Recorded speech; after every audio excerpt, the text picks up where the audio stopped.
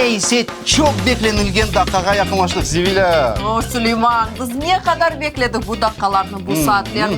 Karadeniz premiyası ve mükafat. Yarım milyon. Tek tasavvur etiniz dostlar ve en yaş iştirakçıdan başlamağa teklif ettim. Razım. Riana Ebulisova. Rihanna Sak şehrinde yaşay ve o 16 yaşında. 15 ama 16 Evet, olacak. anamın da doğan gününü kaydedecek. Maşallah. Ve sen Süleyman onun yaşına bakma. Yapkan işlerine bak. Öz yaşına bakmadan oyunda 6. klipini takdim edecek. Pek yakşı yapar söz sırası icadında bütün korantası iştirak eder. Öyle mi? İyi. Aysa başlayak. Dayısı var mı? Var. Ne yapar? Müzika uydura bestekar yani. Oo, süper. Anası? Var. Bütün kliplerge ssenarilerini yazayken. Ya kardeşleri? Var.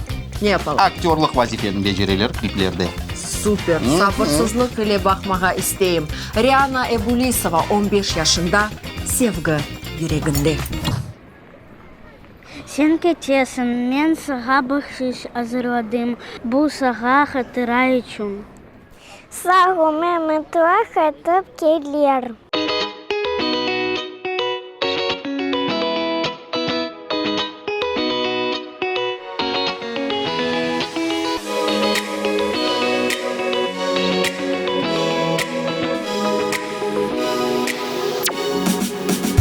Yalıdan esken yeller haber beri Men bilem sen gelirsin benim ömrüme Dağıtınısın sen beni kaplarsın Ateş olursun sen canımı yakarsın Tek sözüme hiç yaşanmasın bir vazgeçmem hiç gözüme Sen bakma bu yalancı alem Sen sevgini arasın her bir köşede Lakin onu taparsın ilk o yüreğinde